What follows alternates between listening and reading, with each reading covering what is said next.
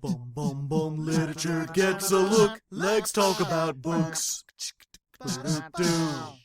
Hello and welcome to Legs Talk About Books, the monthly literature podcast where we talk about books.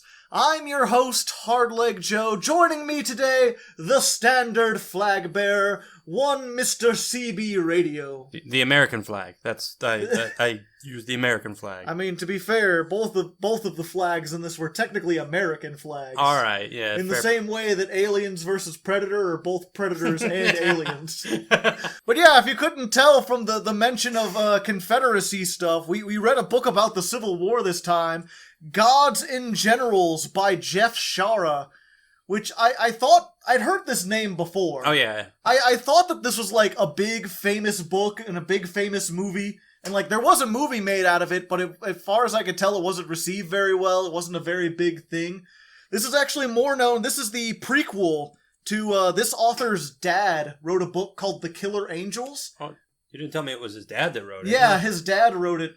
It was weird. I saw they had the same last name, and I was like, did he change his name? Like, no. In the 70s, his dad wrote a book called The Killer Angels that was specifically about Gettysburg, and that book was very popular, probably one of the biggest Civil War books out there. Got made into a movie that they just called Gettysburg, had a bunch of big people in it, won a whole lot of awards and everything.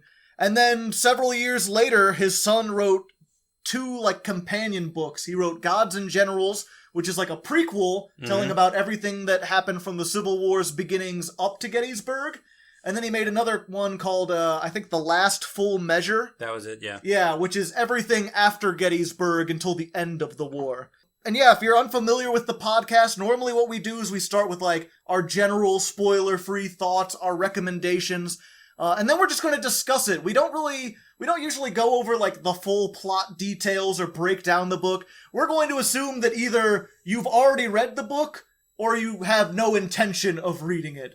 So, yeah, just to start with, what did you think about the book? I honestly got the short end of the stick on this type of story. Oh, yeah, we actually forgot to mention that, because you did the audiobook. Mm-hmm. You often do the audiobook.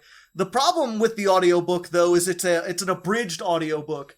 It's only 3 hours in length, which for a 500-page book, we're like, that doesn't seem right. Not at all. Yeah, and then we were searching, and I found out there was a book-on-tape version of this back in, the 90s. That's out of print. It's really hard to find, kind of rare. And that has the full book, and that's 20 hours long. Yeah, the one you can get on Audible now, the abridged one, cuts out a whole lot of stuff.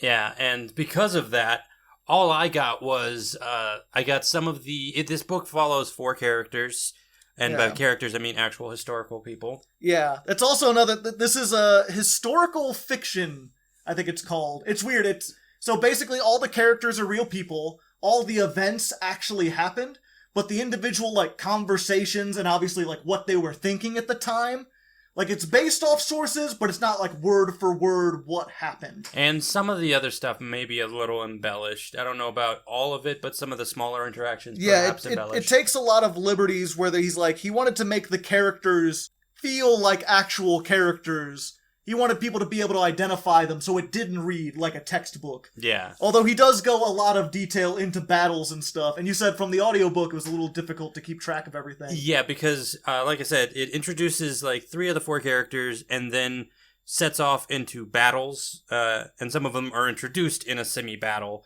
and then a 4th character is added, and then it's just battle, battle, battle. One small scene here, one small scene here, and then the end. Yeah. And Gettysburg is on the horizon, and that is it. If you like the battles, it's definitely interesting from that standpoint. It's got a lot of it.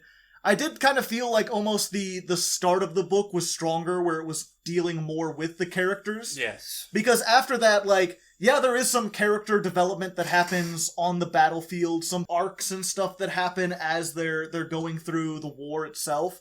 But a lot of it's just sort of well, this is a historical thing, so they got to explain what happened. Yeah. I remember you telling me about the book and saying, these characters just go off here because it says that they did this. Yeah, it's really weird to judge it from, a fictional standpoint, because when you're reading, a fully fictionalized book, almost every action that the characters take is for a specific reason.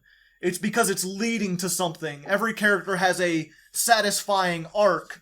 where they do this, and this leads to this, and then it comes to a satisfying conclusion. And here it's like, well, no, they went here, and then they retreated, and then they came back, and then they got kind of lost, and then they regrouped again together. And it's like, well, why did they do that? Like, a lot of misinformation, a lot of bad judgment calls, stuff that normally doesn't happen in fiction, but they have to explain it because that's just what actually happened. And because guess what? Spoiler alert, life doesn't have a specific arc for you every time. Yeah. People in general, especially people who absorb a lot of fiction, tend to fall into this trap of, like, assigning meaning in their lives to, like, little things that happen. And, like, no, there's no, like, big grand character arc for you a lot of times. It's just sort of, things happen. Sometimes muddling about, I do believe in the big grand, like, arc thing, but it's just it doesn't happen every time. Yeah, and it doesn't happen for every single thing like it does in fiction. I picked up a piece of gum. That must mean I have to stick with it. Yeah. Oh, no. God, that's a fun. But yeah, as far as the battles, they were pretty easy for me to follow, but I have read, like, quite a bit of Civil War fiction before. I have a friend who's really into the Civil War, who actually gave me this book along with a bunch of other books. I read The Killer Angels before this. I read, there's a really good book called Lincoln and His Generals that sort of tells everything from the Union perspective, from a really top-down. Is that a different author, or is it the same Yeah, author? completely different author. Okay. Just like other books that I've read about the Civil War that kind of gave me a good handle on, like, the battle tactics and also, like, different terminology when they're talking about, like, flanks and holding lines and what units and brigades and stuff are, and how everything was organized. For me, the issue with, like, following was because I didn't get breathers in between each of the battles. Yeah. It was just kind of like, and then this battle was done. On to the next. And then now we're here. Yeah, there was no in-between parts. There were some, but it wasn't enough for me to actually get, like, a differentiation on a lot of the battles. Yeah, it also helps in general with a book. Like, if you start to get confused, there were times where, like, I had to go back and be like, okay, wait, so who's where? And let me picture this in your head. Mm-hmm. And it helps because they actually have maps in the book. Oh, that's... So you can sit down and look and be like, okay, so here's where Jackson is, here's where Longstreet was, there's the town, there's the pontoon bridges. Like, you get a feeling for how Fredericksburg was set up, so you can understand perfectly where everyone was going. And to put it into perspective, like, to put it back to what I said before, I definitely get the shout out of the stick because I'm seeing these maps now, and they would definitely have helped. Yeah.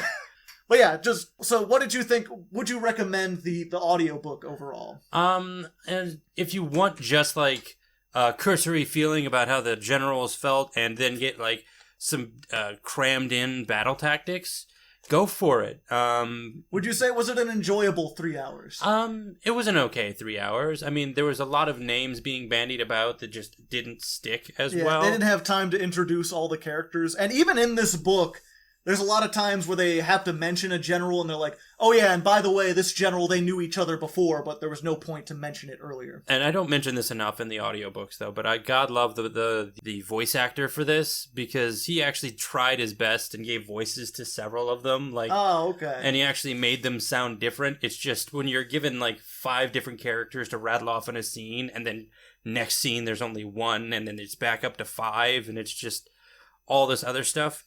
He did his job well, and it made it somewhat enjoyable, but still not enough. It was performed really well, and because it's so short, it's literally like watching a movie. Like, you could sit down in one sitting. And As for me, overall, I'd say it's a decent read. Kept me fairly entertained. I learned quite a bit about the war that I didn't get from a lot of the other books. That being said, if you're, like, new to the Civil War, I feel like there's a lot better places to start. If you really want something interesting and compelling that deals with these characters, The Killer Angels is basically, like, everyone at their highest or lowest point. Like, just everything coming to a head. This mostly feels like a lot of build-up. And if you want something that's more, like, factual, that'll give you a lot more, like, understanding of the entire way the war played out, again, Lincoln and His Generals... Just this very, very top-down, because you're looking at literally the president from afar commanding. And so you get this great description of, like, here's how the battles happened from his perspective. Like, he sent them out, chaos, and then you heard the results, and then sort of dealing with where do we go from now, what do we do here? That kind of boils down the battle from being, like, these people are making these decisions to... It's just what happened in the fight. Yeah, you can get more of a understanding not only of the timeline involved, as far as like the major battles and the major turning points of the war, but you can also get a basic understanding of like the big players. Like, but I think we've tarried a bit long on this. Yeah, but it's still good to sort of get that in. And there is also one thing I want to point out. We'll talk about this a little bit more later. But this book actually did have sort of like a profound effect on me. It changed the way I viewed the world. And normally, when a book does that to me, when any kind of media does that to me, I'm like, this is high tier art. This is the point of art, to like change the way you view the world, to make you look at something the way you never saw it before. That's like the power of fiction. But in this case, I don't feel like that was entirely intentional. Like, I don't think they like set out to make this point. I think this is something where like, where I am in my life, I just drew my own connection, and it just made me realize something. So I'm not sure if I can necessarily say, like, yes, must read, you'll understand. But it did have that effect on me. Like, I will never forget this book. This book is very memorable for me personally. I'm just not sure if it'll be the same or if it'll be... I remember my friend who was in the Civil War and stuff, he really loves this book, but it had a very different effect on him. Mm-hmm. It sounded like you said he was in the Civil War. No, he was into the Civil War. Yeah. He studies it, he works at a museum, he's very, very Civil War centric. Yes, as much Civil War as you can think, that guy's into it. He's got like a whole library full of stuff. And it's like, oh, I like the Civil War or whatever, I just can't get into like any one thing as much as he does. But, you know, to each their own, he does his thing. He said he might watch, so hello, if you're there. Yeah. You know who you are. I don't want to say your name out loud for privacy reasons and stuff like that, but you know who you are. Hey. Cool dude. So yeah, now that we have our thoughts in here, we're going to just be discussing the book. And normally, you know, this is an improvised show.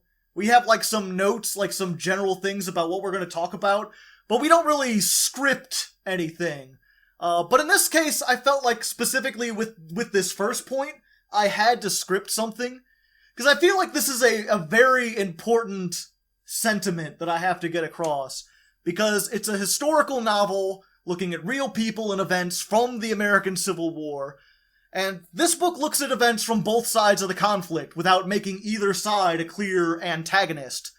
Like, all the generals on both sides of the conflict are shown to be sympathetic characters that you understand and you kind of root for. You want to see them succeed.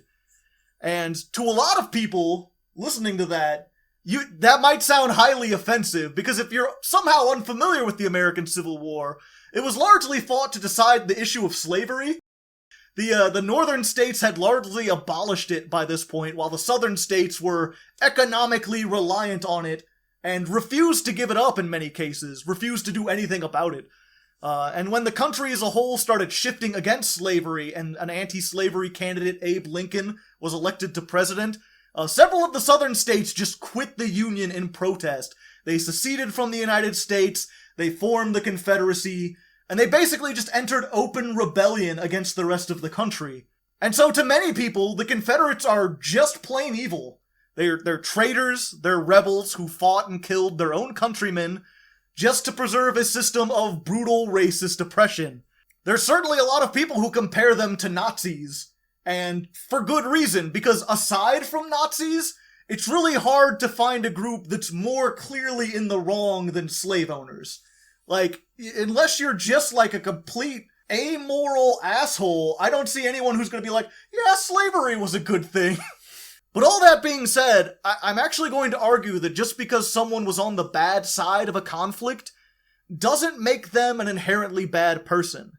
And I think it's actually good to humanize and understand the people who fought for bad causes, because it helps us to understand why these things happen.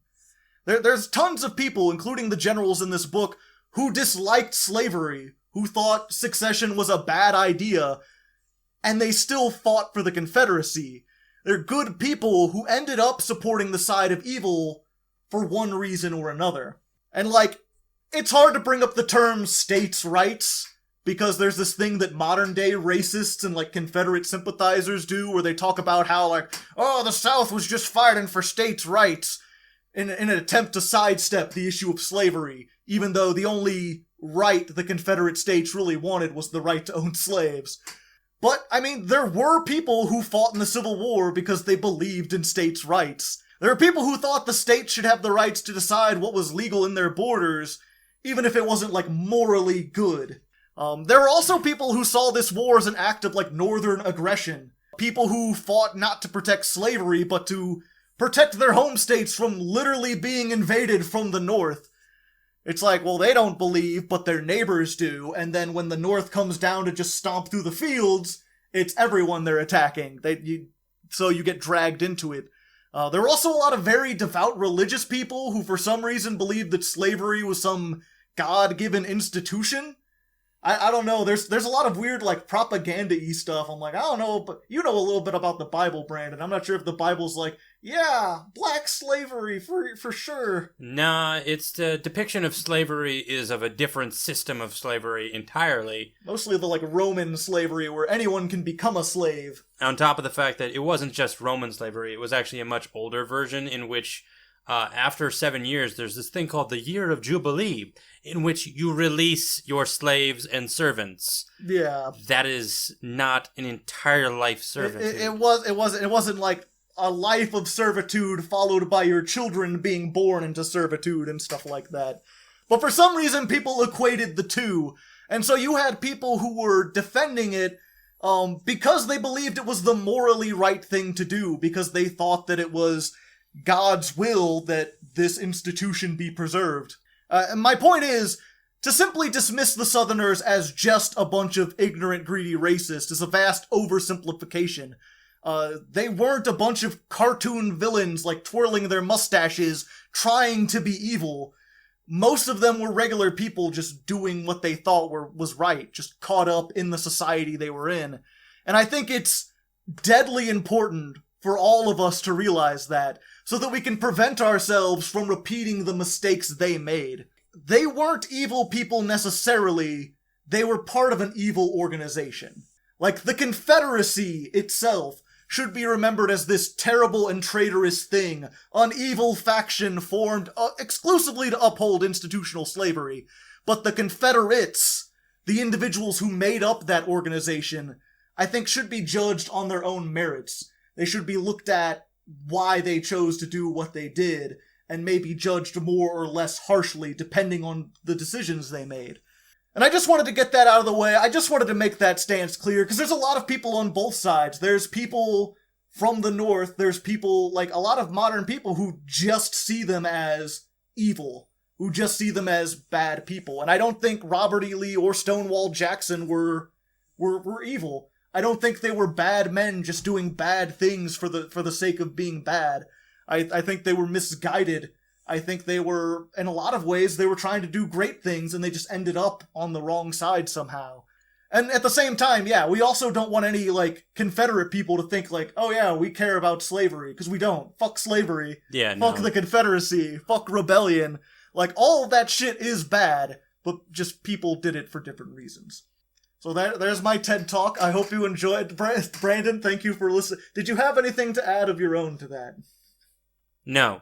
But yeah, I just felt like that was very important, especially talking with my friend again, the Civil War guy, because he works at the Civil War Museum, and he gets a lot of, like, really ignorant people who just come in and they're just, to them everything is just this whitewashed, like, broad strokes. Yeah. And he's like, there's more subtleties, there's more complexity to that. War isn't something simple. Yeah, I think it's John Green when he looks at Crash Course History, if you've ever watched this. His catchphrase is, the truth resists simplicity. There's usually much more shades of gray to it. And, like, yes, you do have to make some moral calls, but it's more complex than that. Oddly enough, I've always found that truth is an absolute thing, but the truth of a matter is much more complicated. I'm not exactly sure the difference between the truth and the truth of the matter. A truth of a matter is a moment, whereas a truth is a simple thing. Okay. So, like, a truth is like slavery is wrong, but saying the Confederates all fought for slavery is the truth of the matter. The truth of the matter is they didn't all fight for that wrong thing. Some of them fought for different reasons and stuff like that. Yeah, I don't know. It's weird. You know, we read this because I wanted to take a break from fantasy. And I thought doing something historical would be, like, uncontroversial. It wouldn't make me think a whole lot. It's just like, oh yeah, it's history, just things happen. But I'm surprised at the amount of, like, interpretation involved with history. Amount of, like complex feelings where it's like, I really don't like what they did, but I also can't hate them at the same time, especially after, like, reading into their minds. Well, that's because it comes from the idea that this is grounded in a reality of this person you can understand. We went back to, say, Ships of Magic, where it's like, oh, there's people with serpents down in the waters, and there's like, talking ships. And you go back to Ship of Magic, and an antagonist like Kyle is just an unrealistic, evil person. Even when you go into his head, he doesn't have, like, a good explanation for any of the things he does. He's just a bad guy. I think, it's when you take actual people and you try to look at their stuff, you realize, like, very few of them are just like, I'm going to be the bad guy. Mm-hmm. Time for me to take the antagonist role.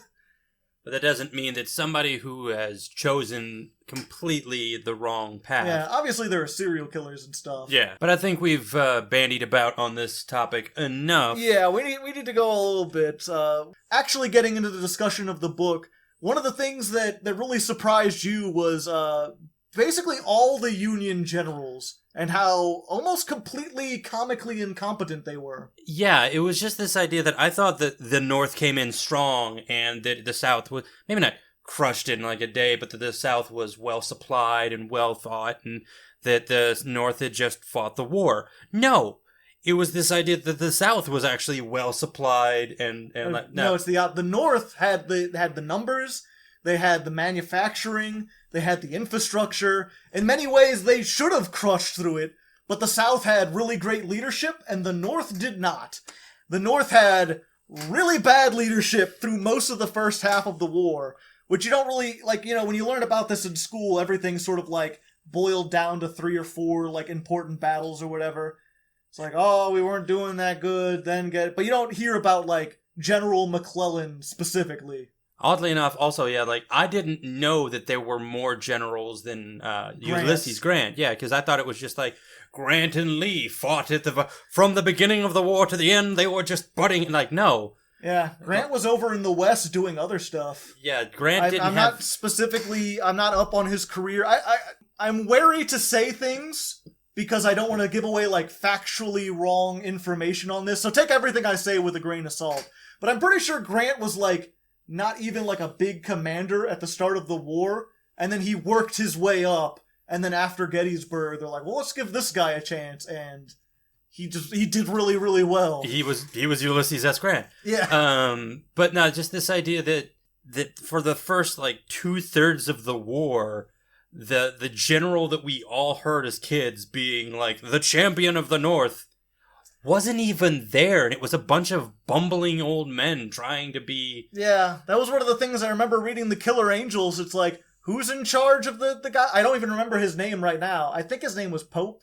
Yeah, it was Pope. Yeah, and I'm like, General Pope, who's that? And it's like, oh, he was put in charge, he fought Gettysburg, and then he resigned because it was too stressful. Actually, no, Pope was another one. It was somebody else, but either way, we're getting... Yeah, either this doesn't matter the person necessarily. What matters is the fact that, like, it wasn't the big name guy. It was some guy who just fought in that one battle and then demoted himself back down. Yeah, and it's just this idea that, like, the consistency was on the side of the South. Yeah. And they had strong leadership, but maybe not strong morals. We've already gotten into that. But that was the thing that, like, really just threw me, was this thought that the North, the ones that I knew won the war and had like just come in and stopped it all, really screwed up their first half of this part. Yeah, just really, like, bumbled their way through.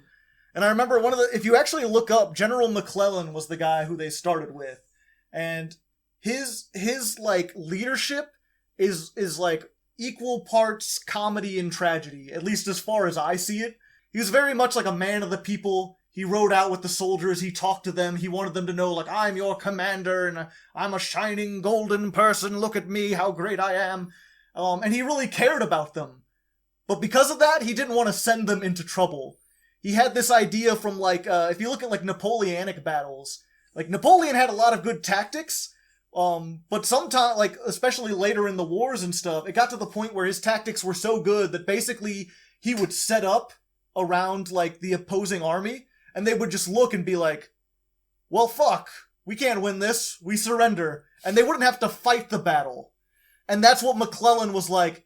He considered himself this, like, enlightened general. He's like, we're going to win without having to actually fight. We're just going to outmaneuver the enemy and force them to surrender with our superior numbers. Trying to play chess without losing any pieces. Yeah, and it didn't work very well. Yeah, and not only that, but then, like, the sort of, like, almost comical part of it, he constantly thought he was outnumbered, despite the fact that he outnumbered the South, like, 2-1, sometimes more than that.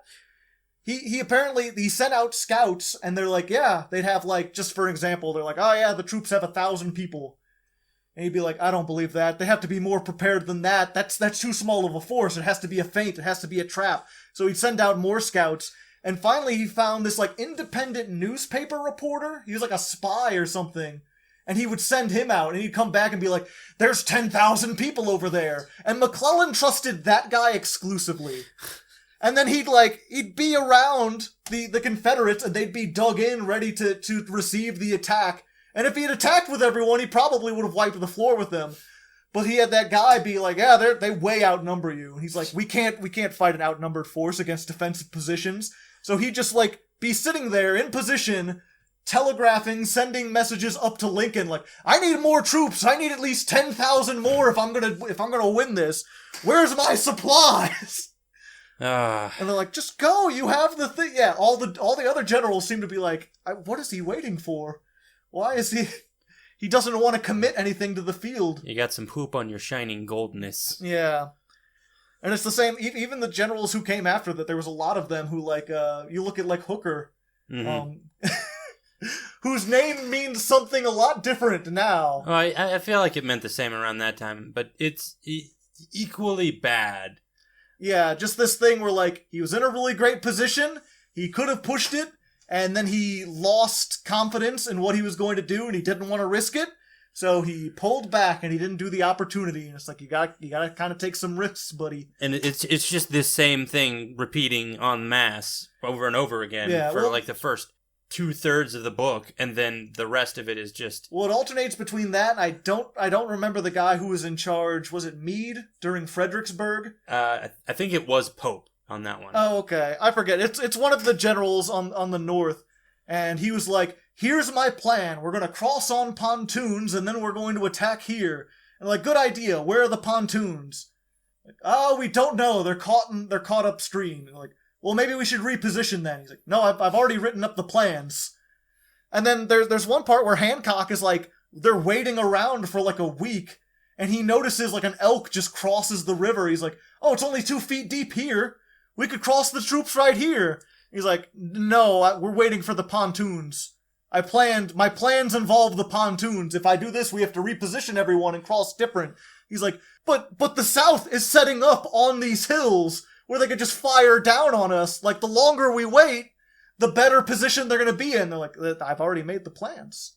They're made with ink. I can't go back. I mean, he didn't actually say that, but that's pretty much just his position. It wasn't that he was afraid to commit. It's that once he committed, he was afraid to change anything about the plan. This is a war RPG. They have to wait for my turn, and then they have to wait for my turn, yeah.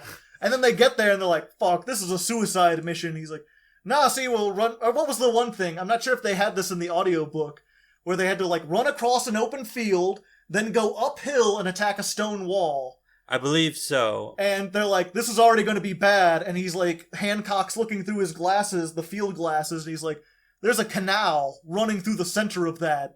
It's like several feet down. Like, that's going to slow us down even more. And the guy in charge is like, that's not on my map. He's like, I can see it from here. He's like, as far as my plans are concerned, it's not there. Those soldiers aren't on my map. They don't exist. Yeah. Hey, bullets aren't on my map, too. I think we'll be fine. Getting shot is not part of my plan, so I think we'll be fine. Yeah, no, it was just bad general after bad general, and it astounded me.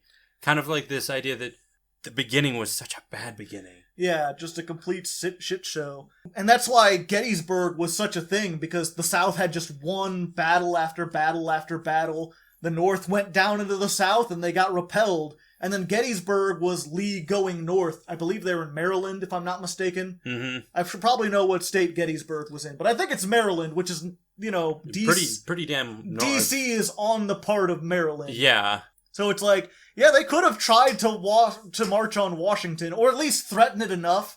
I think their plan wasn't, I don't think they could actually take DC, like, realistically, but I think their plan was to, like, threaten it, and then basically get the North to be like, shit, we don't want to be invaded. This is unpopular, we're losing too many men, let's just sign a treaty with them. And I actually gotta disagree with the DC being taken thing, with how the generals were acting. I feel like they would make everyone strategically retreat from DC, and now you get the city. It's just... Well, I haven't looked on here either, but there's one point where, like, near the end, where they're talking about going north, and they're like, you want to take DC? What about the batteries? They're like, no, we don't actually have to take it, we just have to threaten it, and then Congress will be like, this war is not worth the cost, and they'll stop it. Mm-hmm.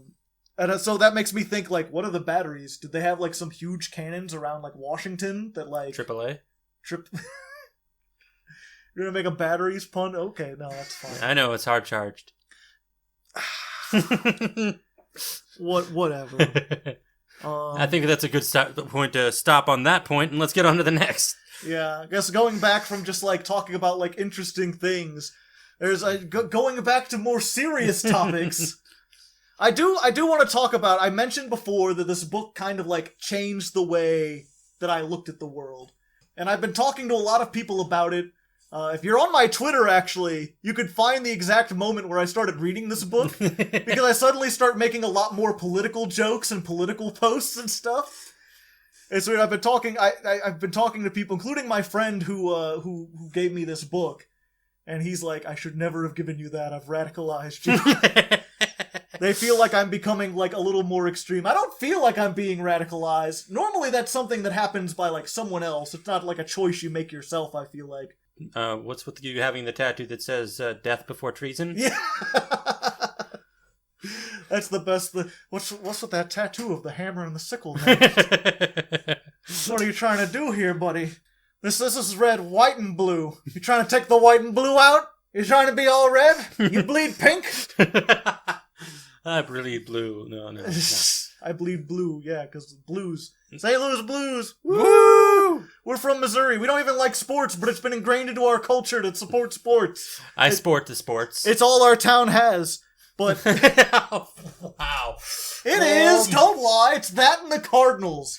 It's all St. Louis is known for. We had the Rams. We had the Rams, and then they moved us out, and everyone's still angry about it. And no. I was happy that they moved the Rams out. That was a terrible team at the end of it. Yeah, but there was a terrible team because the manager ran it into the ground so he could move it to Los Angeles. But again, the Civil War. But yes, the Civil War, and specifically how this book changed my life. Because, like I said, I had this moment where... Well, I guess I need to talk about myself a little bit first for you to understand. So, for most of my life, I've always thought of myself as, like, a moderate. I believe in, like, moderation is in all things is the good way to go. If you go too extreme, you know, that's when you start killing people. That's when the bad stuff starts happening. Mm-hmm. And, you know, that's a pretty rational way to view things, you know. You look at both sides and you try to find the compromise in the middle. And... You know, there are times when that works. I think that is, like, still a valid strategy. But you look at this, you read about Lee, and that's his thought process. Lee was a moderate. Actually, let me see if I can find the quote here real quick where he talks about it, where they ask Lee to join the North. They're like, there is slavery in Virginia, Colonel. How do you feel about that? I believe in emancipation, but I believe it is ultimately in God's hands. I do not agree with the radicals of the Deep South, and I must say, General, I also do not agree with the talk in the North that calls for radical abolition, made by people who have no involvement with the situation, who propose no solutions to the problem. He didn't believe in slavery was right. Mm-hmm. He was for emancipation, but he thought it needed to be a slow process. He wanted to find a middle ground between the two. But the thing is, when you have radicals on the South who were like, no, I'm not giving up the slaves ever. I won't compromise, no matter what. The only response is to force them to compromise. Like, when one side goes radical, the other side goes radical to counter it. And when that happens, you're stuck between two radicals. And if the radicals are fighting, if it comes to blows, you have to pick a side. Because if you don't pick a side, like Lee did, he decided not to fight for the North. He didn't sign up for the South, but he was in Virginia. That was where he lived. Virginia seceded from the Union, and suddenly there are Northern troops marching into his state, trying to attack people he likes, trying to destroy land that he owns. What are you going to do? You have to defend yourself from the radicals. And in the end, he ended up joining the Confederacy not because of what he believed in, but because of where he happened to live. But because of the people around him that he didn't stand up to and say, no, this is wrong, you have to compromise. You have to at least compromise, because if you don't, then it's going to come to blows. And it's the same thing he talks about, like, when Virginia is having a council to secede from the Union, he's like, they won't do it. That's lunacy. That's madness. Level heads will prevail. They didn't. And he's like, I'm a soldier. It's not my place to tell people what to think. But, I can't help but wonder if Lee had stood up and said something, if he had tried to push Virginia away from it, if maybe he was a well-known enough voice that he might have swayed things a little bit. And so that got me thinking about myself and about modern ideas. And I guess the thing I'm most passionate about right now is Medicare for all. Mm-hmm. I believe that everyone deserves medicine and healthcare. I feel like that's like a human right to be able to live. And I feel like the whole point of the government is to benefit the citizens. If they can't provide you with that, then why do we even have a government? And the more I thought about it, the more I realized the only arguments against it are basically the same as, like, the arguments against slavery. It's not a matter of, like, you can't honestly say, no, some people deserve to die if they're too poor. Like, that's just an abomination. You're just a monster if you think that. The only logical arguments are, how are we going to fund it? Where's the money going to come from? This is, like, unrealistic. And it's the same thing they said about abolishing slavery. You can't just do that. What about the economic impact? So I've noticed that people on the other side seem unwilling to compromise. So I've decided I can't be compromising about that either. Like, that is just the side I've picked on that. And it's the same with a lot of stuff. I'm noticing our culture in general is becoming very divisive. A lot of people, at least to me, from what I can see of conservatives, they're very hardline. There's a couple things they believe in and they refuse to budge. They refuse to change anything about that. And a lot of those beliefs hurt people. So if I have to pick a side, even though I don't agree with, like, what a lot of liberals do, I have to pick the side that doesn't want to hurt people. Because I feel like if I remain moderate, like, I'm in Missouri, we're a deeply red state. Like, I could end up on the wrong side of things if this ever, like, bubbles over into an actual revolution of some kind. Which, I mean, you can argue back and forth whether or not a revolution is on the par. I mean, I joke about it, and I kind of think that maybe something will happen, but if it doesn't, I'm not going to be, like, surprised or anything. Mm-hmm. But I'm also like, yeah, if we're rioting 2 years from now, I won't be surprised about that either. I'm just picturing you in a bunker with, like, a whole bunch of stuff, being like, oh, the revolution didn't come? Oh, shucks. But yeah, I'm not exactly preparing for the revolution. I'm to be perfectly honest, and I'm sure this might worry some people, I am thinking about buying a gun. I don't think I'm going to be buying a gun. I think I'm bulletproof. I have Custer's luck. Yeah. Who was a character in this book that I found was really, really interesting. I'm sorry, I just love that you're like, Joe, you're having all this serious talk. You're talking about being extreme, and can we talk about Custer, please? We talk about the book. But yeah, I got that out. Brandon doesn't have any... Did this make you think about anything in the world? I got the audiobook, so no. Did me telling you about the world make you think anything about me? Are you a little worried? I'm not really as worried. You're okay. a nice enough guy. You're I know pretty that confident I won't do anything like crazy. I know when the South rises again, I shall take you. You don't want to sit. There are people who will take you literally on that, Brandon. You're from kidding. Missouri. I'm very much kidding. Okay. I don't think Joe would hurt someone, and I feel like him getting a firearm would be something that would make him a lot more secure. And whether or not that becomes something that he needs necessarily later on in life, I hope and pray that it's not. Yeah. But for I now, mean, if things calm down, I plan to like sell it. Again, I don't think anyone needs a gun. Even when I felt like I was in danger, I didn't want to buy a gun. mm-hmm. But I'm like, my plan is buy a gun, and then if things calm down, I can sell it. And if, like, there's ever some legislation that pushes for, like, a gun buyback, where they're like, yeah, we're going to try to disarm people, like, surrender your guns, I will be first in line.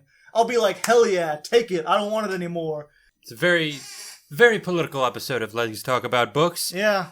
That's another small thing, too, that this kind of brought up. Mm-hmm. Again, because, like, I felt like Lee could have done something if he had maybe spoken up. Mm-hmm. If he had maybe been like, here are my convictions, even though they weren't popular in the South. And so I feel like, yes, I'm a very small YouTuber. I have a very small audience or whatever.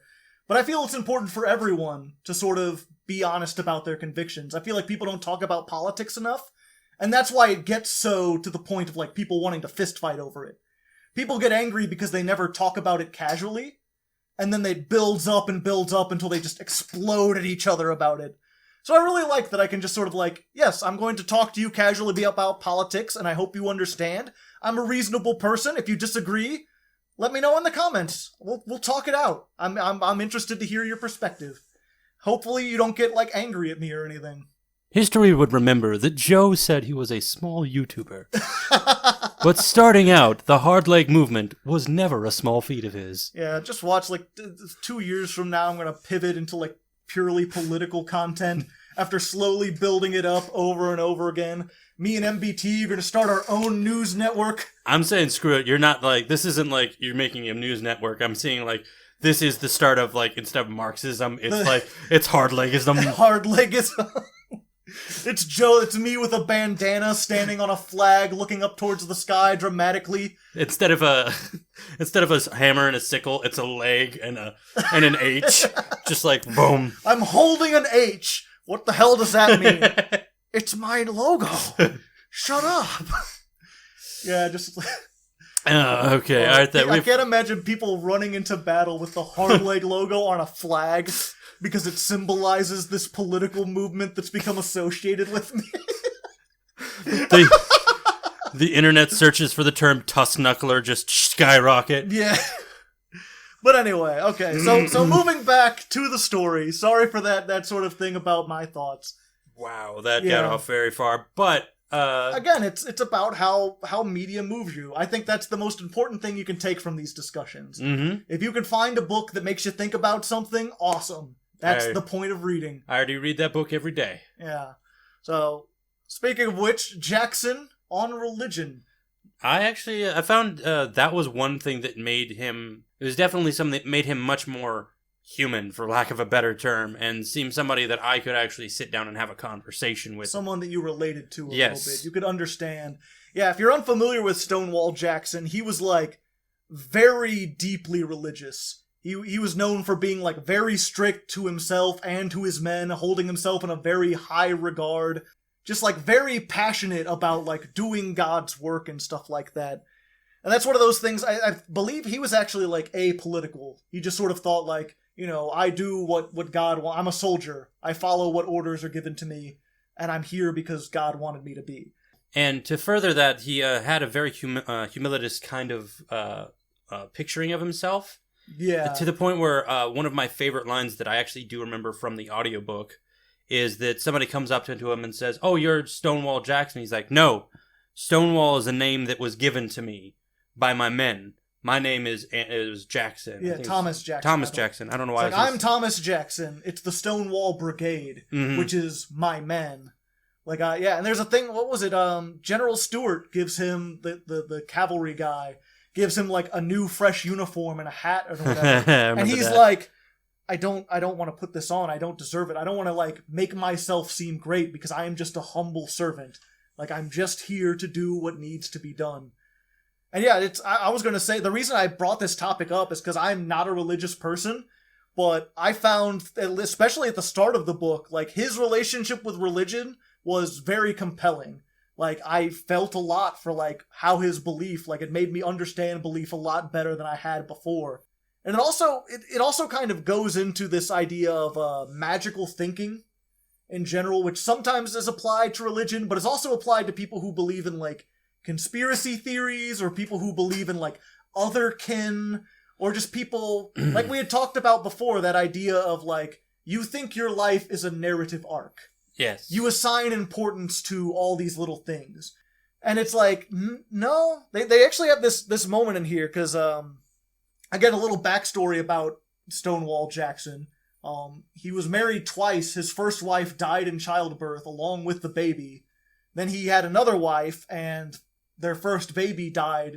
And so he was in this very big depression right before the war, where he's talking, there's a point in here where he's talking to his chaplain and asking, like, why did God take my wife and kid away from me? Like, was it because I loved my wife too much? Did I love my child too much? And God thought I wasn't praising him enough?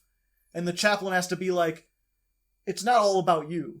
Yes. Like, God wouldn't punish your baby because you loved it too much.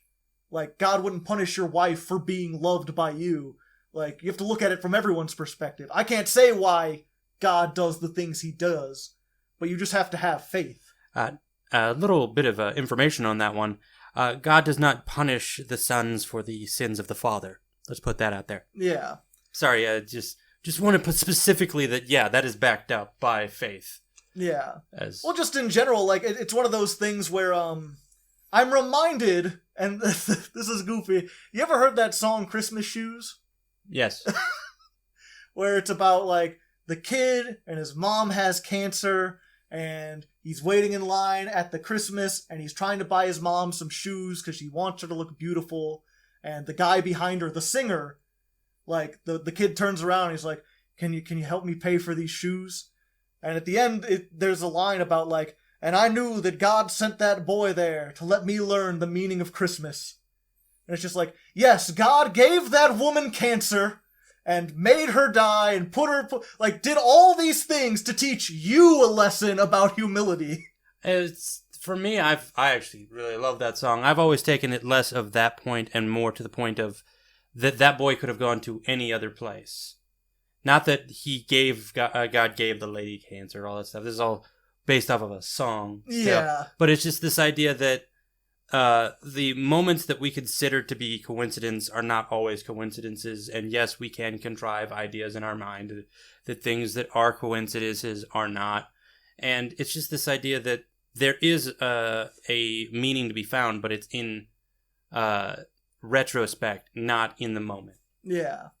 And see, that's, I kind of feel like, the charity that guy felt, like, that was in his heart. Mm-hmm. That was something that just came organically. I don't think you need God to be, like, to have put that there. I think he could have just experienced that on his own. I find that's, I think you're saying that you didn't need to have the child there. He could have had the child there, but I'm saying, like, God didn't necessarily, like, I don't think God arranged for the child to be there. Well, I mean, I feel like if God does things, it's more, like, overarching or something like that. No, then you're at that point, you're diminishing God. Because if you make him just controller of the big things and not the small things, he's not God. He's just a mechanic who tunes up the universe. Where he's God, he created the universe. I wasn't sure if you believed in, like, free will and stuff. I believe in free will, but it's also the idea that there's the sovereign will of God, and then there is the will of God. The sovereign will of God is that all things fall within his purview. All things are within his control. But... So, like, the kid choosing that time and that place to go, he didn't decide that. God just, like, willed it, and he followed it like an automaton. No. You're making it sound like there is no such thing as A or B. But there is so much more. That's also limiting God. Like, God isn't just two-dimensional. God is more dimensions than we could possibly imagine. And that's why he's something that we strive to understand and fathom. As we learn more, we learn that we know less. I see. See, I'm very interested. I've read parts of the Bible. I'm interested to see, like, what the pages and stuff where it talks about, like, the sovereign will of God versus the regular will of God. There's a lot. I don't remember that part specifically. Either way, the point is, like I said, I just fuck. What was the point? We got way off topic. Robert E. Lee. Jackson's Robert E. Lee wasn't even involved with this. Jackson's views on religion. Just again, this idea that like he blamed God for like all these things, or not blamed God, but sort of like God is responsible for putting him on the Confederate side, for having him fight these battles. And it's really interesting because like at the beginning of the story, I felt like really compassion towards him. Again, I felt like I really understood like his faith and how he looked at it. And then as the story went on, as he got more and more like bloodthirsty, almost, like later on he seemed to be like, you know, he'd turn to Robert E. Lee and he'd be like, yes, we must fight these people back. And Jackson would be like, we'll kill them to the last man. He's just like a very serious guy. And he started taking it like almost maniacal. And that's actually sort of led up to like what happened to him in the end, where he had the surprise attack and he wanted to push it and keep pushing it. He rode beyond his own lines to push this attack, then ended up like riding in the dark and no one knew who was who. And then when he tried to return, his own men shot him because they thought he was a Union troop coming back towards him. And he's like, yeah, you shouldn't. You get too involved. You think that like every good thing that happens to you is because God wants you to do that. Have you ever read the story of Job? Yeah. That's the guy who he had everything, and then the devil was like, Job only likes you because you gave him so much stuff. So God takes everything away from him and makes him suffer and makes him bad. But Job still praises God for being great. Okay. And then what? That's usually where the story ends. No. There's actually quite a bit after Job. After the final thing, his wife comes out and nags at him and say, spit on God and die. It'll be fine. Be done with it. And he just sits in ashes and wallows. And then his three friends come by. And they both say, like, maybe he did this back in the time, and maybe this and this, and maybe this and this, and maybe some of that magical thinking comes in. And then literally God comes in the whirlwind and says, who were you when I created the world?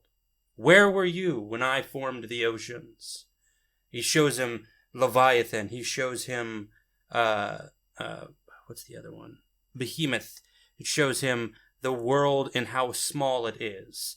And then that gives him perspective. He is not blessed by God because of this, but God does grant him more children and more land and this blessing that, but he returns back to the way he was, where he was with God.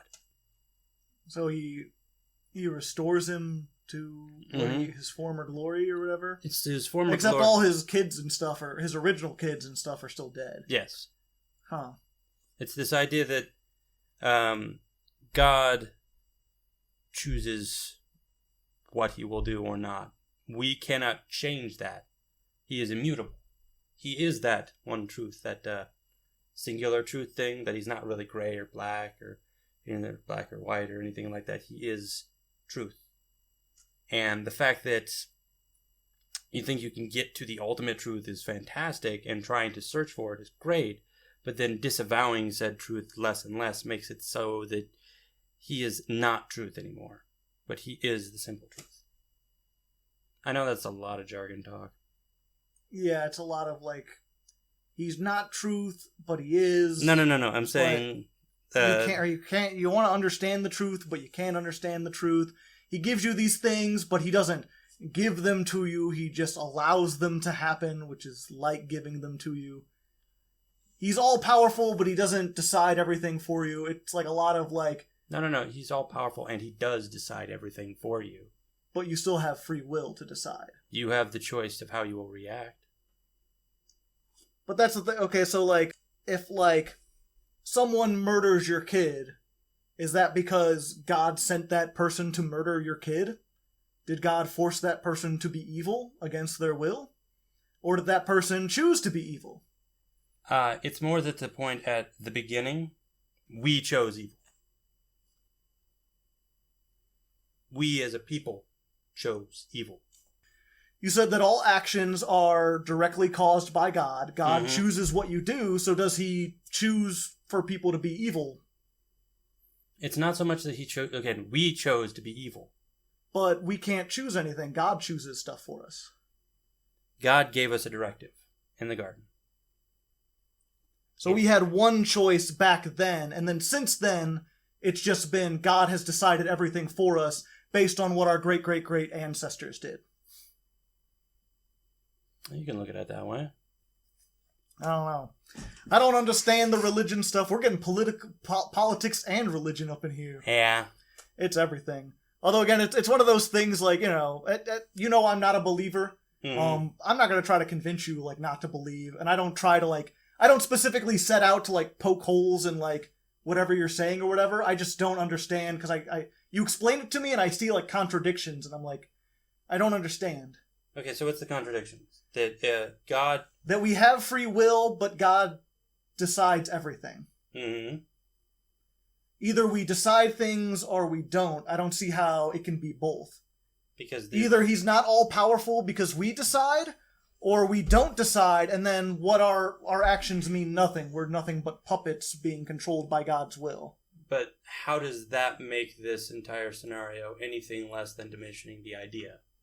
That's what I'm saying. You either have to diminish God by saying that we decide, or you have to say, no, God is all-powerful, but then that diminishes the idea that, like, we can choose to be good and evil, that our actions have any significance. Because if we're not choosing to do something, we're just playing out the roles that God has given us. If I, like, murder someone, it's not because I was evil, it's because that person that I murdered, like, one of their friends had to learn about loss or something. And so they sent me to do it. That's still very single-minded. Like, you're looking at it from your perspective. Yeah. Well, I mean, the same thing, it could be for you. Like, what if you murdered me to teach my parents a lesson? It's not in me to do that. Yeah, but if God wanted you to, you would have to. God is many things, and he would speak many ways, but he would actually have to tell me to do that. Yeah. Compel me. But I do not choose that. So but there's the kind of contradiction. Is like, if God tells people to do evil things, and they don't listen to him, then aren't they, like, more powerful than God or stronger than God? Doesn't that mean he's not all-powerful? I don't know. I'm not sure if you want to get into this, like, metaphysical idea of, like, how can we be controlled and not be controlled at the same time? How can something be all-powerful and yet have our decisions make sense? Because that's something that, like, philosophers have been struggling with for, like, eons. And it makes sense to you, I just don't get how it, like, fits together. Like, to me, it's contradictory. Either way, you want to talk about how cool Chamberlain is? He was cool.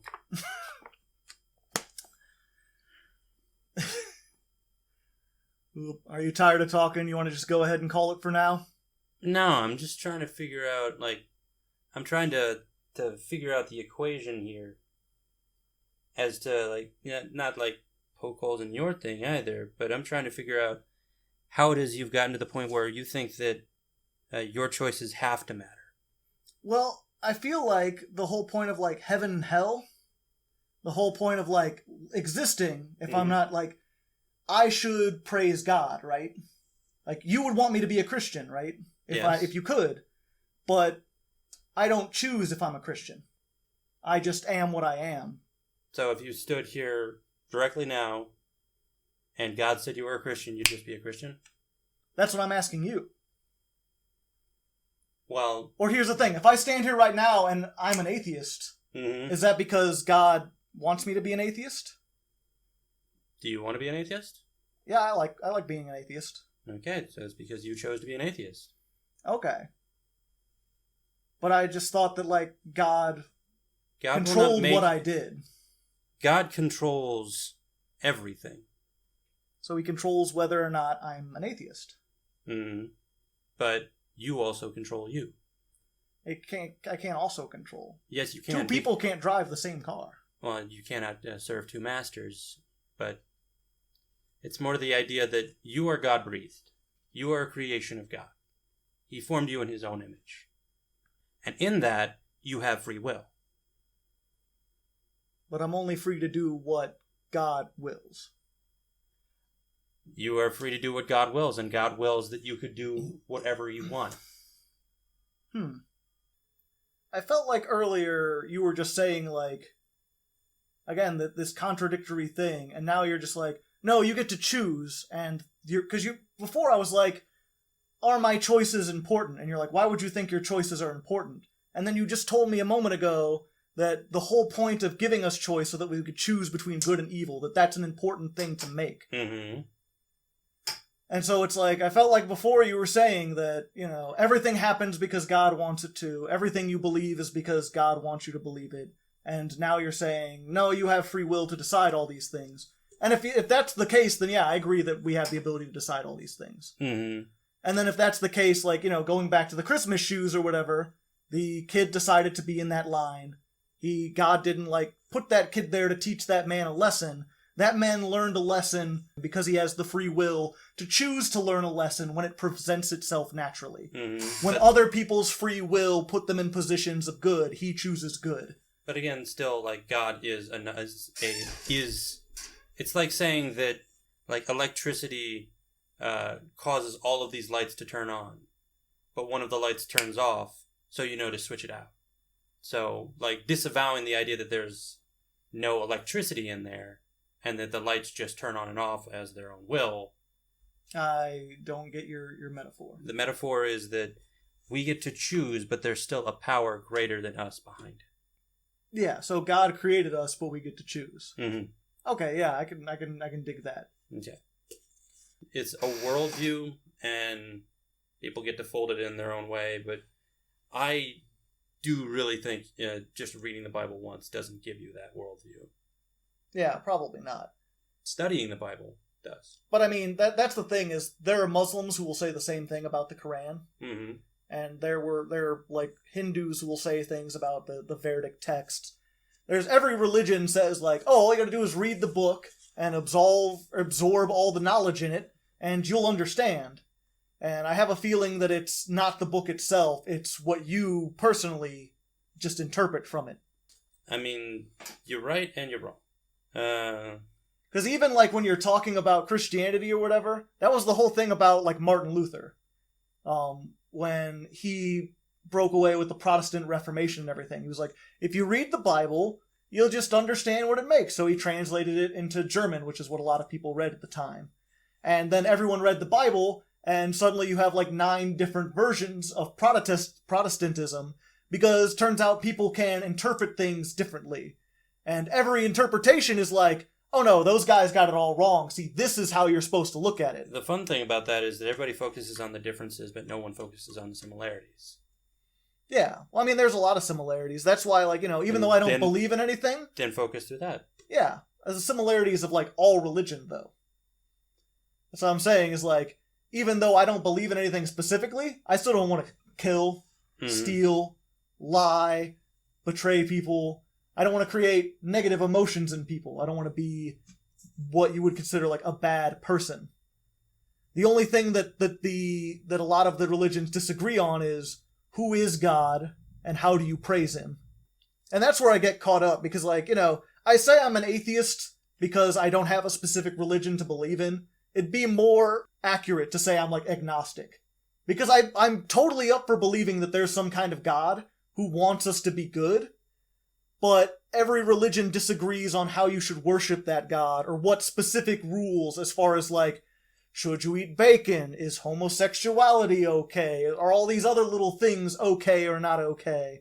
So you're saying you're a moderate? Yeah, at least... Well, that's the thing. That's why I call myself an atheist.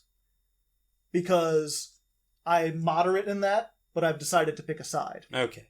And I've decided, like, if I can't find one religion that has a thing over all the other religions, then the best thing is to just be like, no religion, but I'm still going to be a good person for reasons that are divorced from God. I can find perfectly good logical reasons why you should be a good person, why you shouldn't kill, shouldn't lie, shouldn't steal, why you should do all these things to benefit each other, why you should have love, empathy, justice, compassion. And it's like, hopefully, my hope is that, like, if there is a God, whatever God there is, he understands that I'm trying to help people, that I'm trying to do a good thing, and hopefully that'll be enough for him. And yeah, I know you disagree. I have to ask Jesus specifically for forgiveness, but I guess we'll find out when we're dead. But then I won't be able to come back and be like, Brandon, you were right, I'm sorry. No. Or you won't be able to come back and be like, shit, the Mormons were right this whole time. I got a planet, bitches. I got there. Joseph Smith was up there and he was like, what are you doing with that Baptist shit? Get that out of here. Tell you, gods and generals. Talk about gods and generals. But not generally. Yeah. Oh, God. We'll see. I don't know. We just had like an hour-long discussion about like the nature of religion. Who knows how much of that's actually going to be kept in. I'm fairly certain that you could, that Editor Joe could possibly put in a footnote about how this was in between an hour-long conversation about Yeah, I mean, faith. if nothing else, we'll include this, but we might have that. But either way, I still wanted to get that one thing. Oh, yeah, Chamberlain? Yeah. Chamberlain was dope. Chamberlain, because that's the thing, is like everyone, I think even people who weren't like Americans, like you've heard of like General Robert E. Lee and Stonewall Jackson. You don't hear a lot about Joshua Chamberlain. Granted, his name doesn't sound as iconic, you know, but his story is far and away like the most compelling one. Oh, yeah. Especially from the northern narrative, and you really don't hear a lot about him. You hear mostly about Grant, who came in like he was fighting the war the whole time, but he didn't become the commander until like halfway through. But yeah, just like look up Joshua Chamberlain, because his life is like fucking amazing. Like, he was straight up a school teacher at the start of the Civil War, and he is one of those people, like, you know, none of the Southern generals I could find were like, oh yes, I'm fighting to defend slavery. But Chamberlain was like, yeah, we need to do something. Yeah. The Union is dissolving, slavery is bad, we need to stop this. I can't just sit here and teach you about, like, how to speak Latin, because he did a bunch of languages. I'm not sure if Latin was one of them, but he was a straight up school teacher, and he was like, he quit his job, joined the army, and he got assigned a lieutenant colonel, basically like a sub colonel, like under a brigade. He's like, I don't really know that much about army stuff. And they're like, you're a smart guy, we're hoping you'll learn. And they sent him out, and he started drilling and training and all that stuff. And in Gods and Generals, not so much. I mean, he does some brave stuff. I think you said there's a moment where he's one of those people that led the charge up against that the stone wall. Yeah. That ironically didn't actually have stone wall behind it. I think it was Longstreet. But there's that like uphill battle against like the stone wall. And like, yeah, he got really close to them, and like everyone just died, and he ended up like huddling in a crouch or huddling in a ditch, and it was like winter, so it got really snowy, and he had to like take the shirts off the dead bodies and curl up between them for warmth. And that was the last I heard of him, so I thought he died. He's like, and then he went to sleep, and then next chapter, and I'm like, did Chamberlain die? Is Chamberlain still there? Did he just die on that battle? No. Chamberlain goes on, he goes with distinction. I'm not sure if I want to give spoilers for like the Killer Angels, because again, I highly recommend that. But needless to say, he does some amazing shit in Gettysburg. Like, absolutely, like, I need to watch the Gettysburg movie to see this shit, because like, oh my god, he's just brilliant. And then continues to serve throughout the war and ends up being like, goes home, like survives the war, goes home, ends up being like in charge of the school that he left. I believe he becomes, I'm trying to look this up because again, I'm not trying to get information wrong and stuff like that. Yeah, he left the U.S. Army after the war ended, went back to his home state of Maine. Due to immense popularity, he became governor of Maine. His victory in 1866 set the record for the most votes and highest percentage for any Maine governor of that time. He broke his own record in 1868. That's what you do. You set records and then you break them yourself. That's how you play that game. After leaving political office, he returned to Bowdoin College and was appointed president of Bowdoin and remained in that position until 1883 when he was forced to resign because of ill health that resulted from some of his war wounds. But yeah, just like, leaves college, because he feels it's the right thing to do. And he's that guy. There's a line from a famous ska song, like, I'm not a coward, I've just never been tested. I like to think that if I was, I would pass. Chamberlain passed. Chamberlain passed. Chamberlain was like, everyone else was like, oh yeah, I studied at West Point and I did all this and I served in Mexican-American War. And he was really the everyman who just went out, served with distinction, came out better than he left, became governor, became president of the school that was like, I don't know, we can't have you being political in front of the students and stuff like that. You're getting everyone all riled up. And that's, what was it? Hancock? I don't know, Hancock was a cool guy, but he wasn't, like, super interesting compared to, Well, he was military. He was military. He was the same as, like, Robert E. Lee and Stonewall Jackson, just he fought for the Union. The difference is he didn't get to be, like, the big commander like they did. Instead, his story arc is mostly, like, the frustration of having to command underneath McClellan and Pope and all these, and Custer, not Custer. Custer's just like a little, like, scout or whatever at this point. Custer has another really great moment that you actually see, because if you're unfamiliar with American history, Custer is a general later on after the Civil War that did what was called Custer's Last Stand, in which he had one of the biggest military upsets in history. And you could see in the representations that they have in this book of how he is this brash character, and he's just a scout in the Civil War that just... He's very cocky, very brave, very, like, you see, he's just a scout here, and they mention, it's like one of those little cameos almost, where he, like, comes in and does something amazing, and like, that guy's going places. And then, I actually don't know a lot about Custer's Last Stand, other than, like, he was fighting against Native Americans. And that's an important thing to remember, too, that, like, something my friend wanted me to point out a little bit. Just this idea that, like, it's not only that, like, some people on the southern side, like, were good people who got wrapped up in a bad cause. A lot of the northern people were far from angels either. A lot of them after the Civil War were like, yeah, time to get rid of the Indians now. And something that you look back on, you're like, oh, yeah, the genocide. But either way, you know, we've talked for long enough. It's been almost like 2 hours at this point. Hopefully you enjoyed this. You'll have to let us know. Maybe we can... I mean, this was a fun experiment. Like I said, this is the 12th episode. We've officially been here for a whole year because we do monthly things. And I wanted for the 12th one to try something a little bit different. We did something kind of historical with Mouse, but that was like a comic book. That was completely non-fiction. And Emperor Teresa. No, shut up. But yeah, I wanted to do something away from fantasy, do some historical fiction. I didn't expect it to get this involved with talking about real life politics and religion. But maybe you enjoyed that. Let us know. Maybe we could do more stuff like this, or maybe down in the comments be like, Joe, never do this again. Stick with your fantasy books, stick with talking about tropes or whatever.